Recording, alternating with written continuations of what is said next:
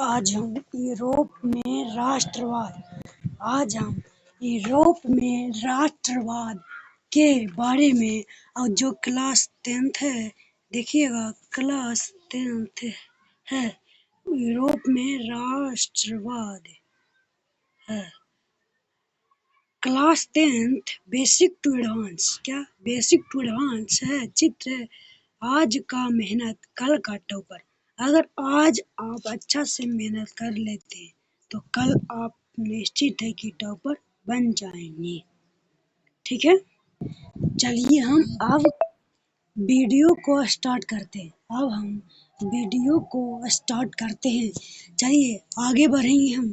पहला क्या है? यूरोप में राष्ट्रवाद। यूरोप में राष्ट्रवाद यूरोप में राष्ट्रवाद यूरोप में राष्ट्रवाद है। यूरोप में राष्ट्रवाद क्या?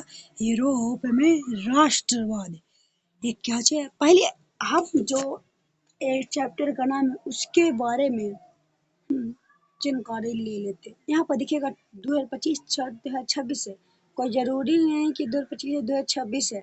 अगर आपके सिलेबस में यूरोप में राष्ट्रवाद है तो आप किस कौन साल भी परीक्षा दे सकते हैं, तो ये वीडियो काम आएगा। इसलिए ये डेट को नहीं लिखना है, डेट को आप किसी भी डेट को, किसी भी बोर्ड का हो, बिहार बोर्ड अन्य बोर्ड हेतु प्रकाशित है। अगर आपके बोर्ड में ये सिलेबस है यूरोप में राष्ट्रवाद तो आप पढ़ सकते हैं। वाई चंदन कुमार, ठीक है। देखिएगा चित्र यहाँ पे यूरोप में राष्ट्रवाद है। क्लास 10th है, बेसिक टू एडवांस। आज का मेहनत कल का टॉपर। बिहार बोर्ड अन्य हेतु प्रकाशित वाई चंदन कुमार। अगर ये आप देख रहे हैं तो आप इस वीडियो को पूरा अंत तक देख लेते हैं तो आपको यूरोप में राष्ट्रवाद कहीं भी आपको दिक्कत नहीं आएगा। आ गया। चलिए यूरोप में राष्ट्रवाद, आपको पहले यूरोप में राष्ट्रवाद जो चैप्टर करना पहले उसके बारे में पूरा अच्छा तरीका से जान लीजिए। यूरोप में जितना भी राष्ट्रवाद हो उसके बारे में पढ़ना है। और जो राष्ट्रवाद है देश के प्रति भावना। जैसे हम किसी देश से प्रेम करते हैं तो वो राष्ट्रवाद हुआ, हम देश के प्रति राष्ट्रवाद है। ऐसे हम भारत में रहते हैं, भारत के प्रति राष्ट्रवाद है। ठीक है, चलिए आगे बढ़ते हैं। पहले हम इतिहास पढ़ा रहे हैं, क्लास 10th का इतिहास पढ़ा रहे हैं तो ये जान लीजिएगा अच्छा से कि इतिहास इति प्लस साहस है। इति माने अर्थ होता है क्या? इति माने होता है आवास, ऐसा आवास ही होगा। ऐसे इति मतलब हम एक कहानी में जो बताएंगे वो पक्का हुआ होगा तो होगा। आभास माने घटना हुआ होगा, मतलब ऐसा घटना जो होगा, शायद नहीं पक्का हुआ हो, न कच्चा न शायद, सीधे पक्का हुआ हो। ठीक है, कंफर्म है कि घटना हुआ। पहले जान लीजिए, अतीत का अध्ययन करना ही इतिहास कहलाता है। अतीत का अध्ययन ही करना इतिहास कहलाता है। अतीत का अध्ययन करना ही इतिहास कहलाता है। अतीत का अध्ययन करना ही इतिहास कहलाता है। ठीक है ना। इतिहास के बारे में कुछ इम्पोर्टेंट पॉइंट है।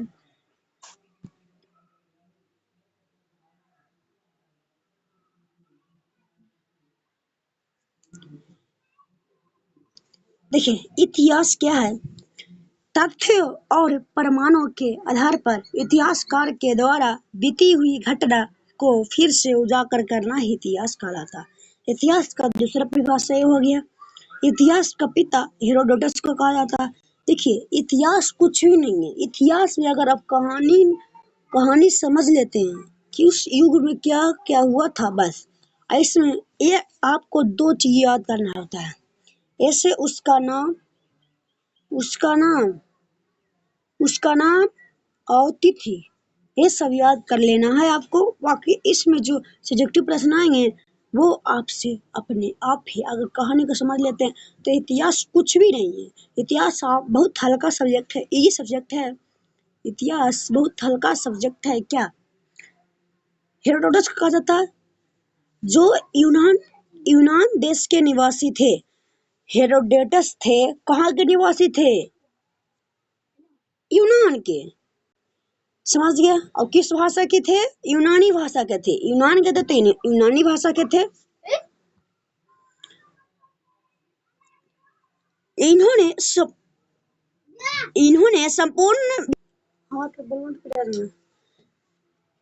संपूर्ण विश्व के इतिहास के बारे में जानकारी की, इसलिए इसे इतिहास का पिता कहा जाता है।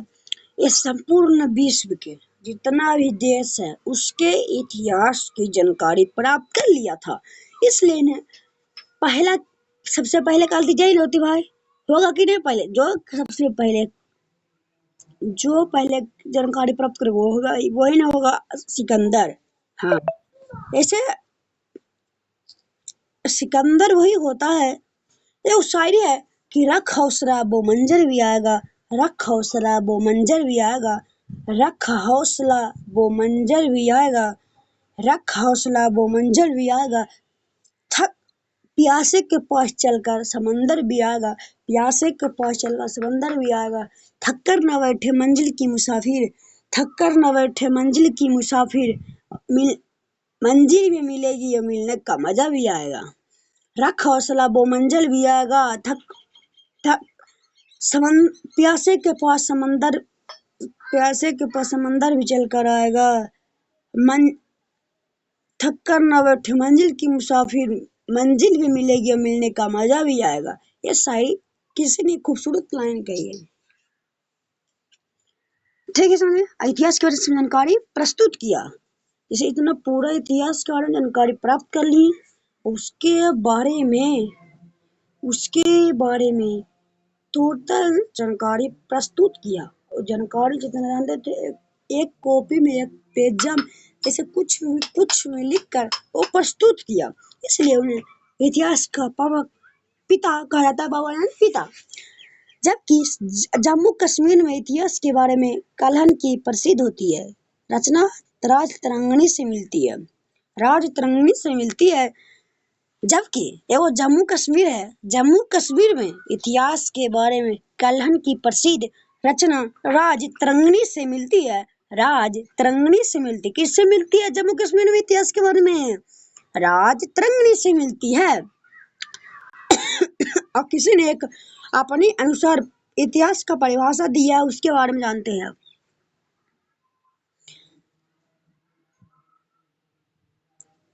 देखिए, डॉक्टर एस कृष्णमन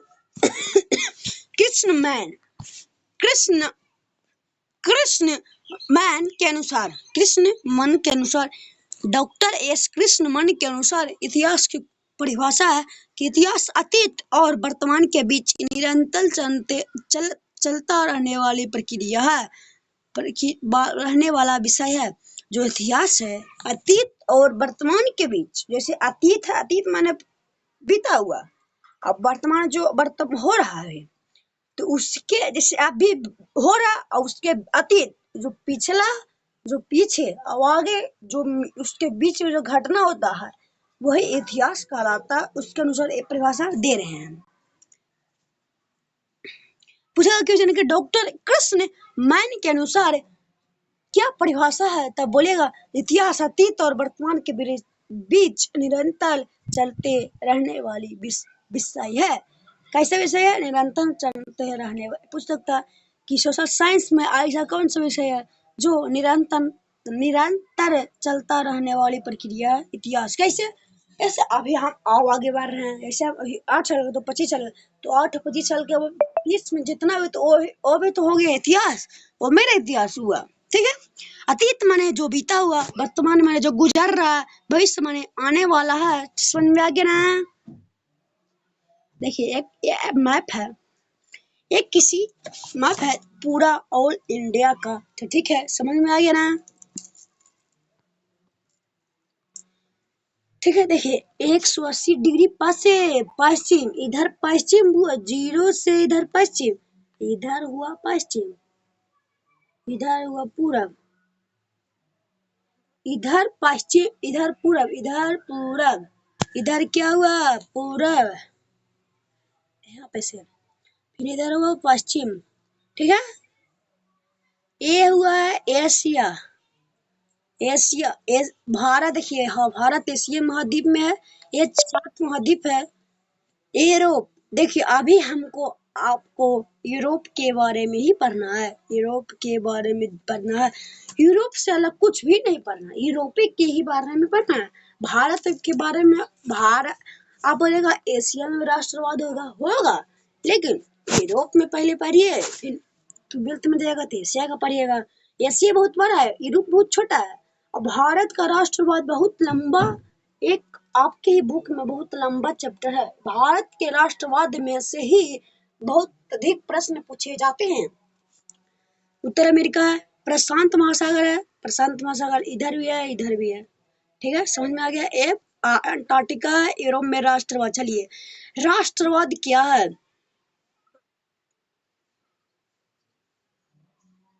राष्ट्रवाद क्या है? राष्ट्रवाद एक ऐसी भावना है जो किसी भौगोलिक, संस्कृति अथवा सामाजिक क्षेत्र में रहने वाले लोगों में एकता लाती है। हम कहें ना कि जो हम अपने देश के प्रति, अगर हम भी देश से प्रेम कर रहे हैं तो और कोई भी तो प्रेम कर रहा होगा देश से, हाँ, उसे ही राष्ट्रवाद कहते हैं। जैसे भौगोलिक, सांस्कृतिक अथवा सामाजिक क्षेत्र में रहने वाले लोग में एकता लाती है। राष्ट्रवाद क्या करता है? एकता लाता है कि अनेकता लाता है, कि अलग अलग करता है, कि भिन्नता लाता है? एकता लाता है। सबका मतलब, तीनों का मतलब एक ही है।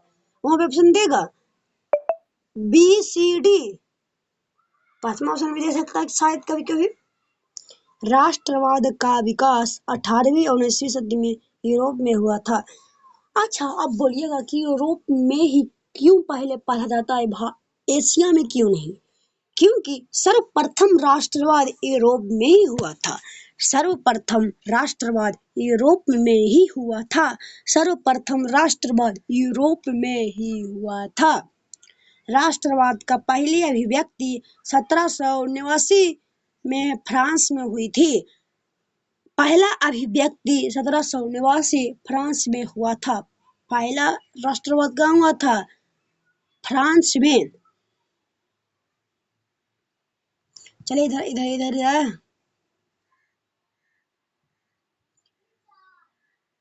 कुछ पॉइंट है, चलिए कुछ पॉइंट का है। राष्ट्रवाद यूरोप में पुनः जागरण के बाद शुरू हुआ। आप बोलिएगा कि पुनः जागरण क्या है? तो पुनः जागरण, एक पूरा जागरण का अर्थ होता है कि फिर से जागना, पुनः जागना, पुनः जागरण, पुनः जागरण, जागरण, जागरण, पुनः जागरण, पुनः मतलब पुनः माने फिर से, और जागरण माने जागना, तो फिर से जगना उसका अर्थ ही होता है। और जो अपने देश के प्रति सोच और लगाव की भावना का विकास करता है। जो राष्ट्रवाद क्या, राष्ट्रवाद का तो एक नया परिभाषा है कि जो अपने देश के प्रति सोच और लगाव की भावना का विकास करता है, उसे ही राष्ट्रवाद कहते हैं। जिस व्यक्ति में ये भावना पनपती है, ऐसा इस परिभाषा को आप ऐसे ले सकते हैं। अगर ये दोनों परिभाषा आप लिखें, ये परिभाषा लिख के ही ये परिभाषा लिख सकते हैं, लेकिन इसके लिए एक ट्रिक लाए हैं हम, लिखेगा ट्रिक, बेहतरीन ट्रिक है। जिस व्यक्ति में ये भावना पनपती है, मतलब ये भावना तो राष्ट्रवाद, जिस व्यक्ति में राष्ट्रवाद की भावना पनपती है, जिस व्यक्ति में राष्ट्रवाद की भावना पनपती है, राष्ट्रवाद की भावना पनपती है, उसे राष्ट्रवादी कहते हैं, उसे राष्ट्रवादी कहते हैं। देखिए एक मात्रा का क्या मतलब, ये राष्ट्रवाद परिभाषा ही चेंज अलग कर दिया। जिस व्यक्ति में राष्ट्रवाद की भावना पनपती है, उसे राष्ट्रवादी कहते हैं। ऐसे हमको भारत के प्रति राष्ट्रवाद है तो हम राष्ट्रवादी हुए, हम राष्ट्रवादी हुए। जैसे हम ये भावना हमें पनपा, मतलब ये भावना हमें उत्पन्न हुआ तो हम राष्ट्रवादी हुए। ना पुनः जागरण क्या है? पुनः जागरण क्या है? पुनः जागरण का शाब्दिक अर्थ होता है, पुनः जागरण का शाब्दिक अर्थ होता है कि फिर से जागना। हम आपको पहले बता चुके हैं। पुनः जागरण का एगो काल होता है। पुनः जागरण काल एगो एक प्रकार कि पुनः जागरण काल कब से कब तक था? कब से कब तक था? तो 14वीं और 16वीं से। 14वीं मतलब समझ रहे हैं? 14 में घटा दीजिएगा तो 1300। 1300 से 1399 तक। 1399 तक। ठीक हुआ, समझ में आया? 1300 से लेकर 1399 तक 14 में हुआ। इसमें एक घटा दीजिएगा और 100 इसमें जोड़ दीजिएगा तो हो जाएगा। समझ में आया कि नहीं आया? आ गया है। सदी के बीच यूरोप में जो संस्कृति व धार्मिक प्रगति आंदोलन युद्ध हुआ उन्हें पूरा जागरण कहते हैं। अगर हम धर्म के प्रति होता है जो वही पुनर्जागरण कल सबसे भी पूछेगा कि एक पुनर्जागरण कल कब से कब तक था? 14वीं से 16वीं ईस्वी तक। आज 10 क्वेश्चन ही करेंगे तैयारी। आप बोलिए क्वेश्चन से करवाएं आपको कि एक टॉपिक वाइज टॉपिक? क्वेश्चन ही कर लीजिए, कहानी नियम सम। हम एक क्वेश्चन लाए, अगर आपको कहानी वाला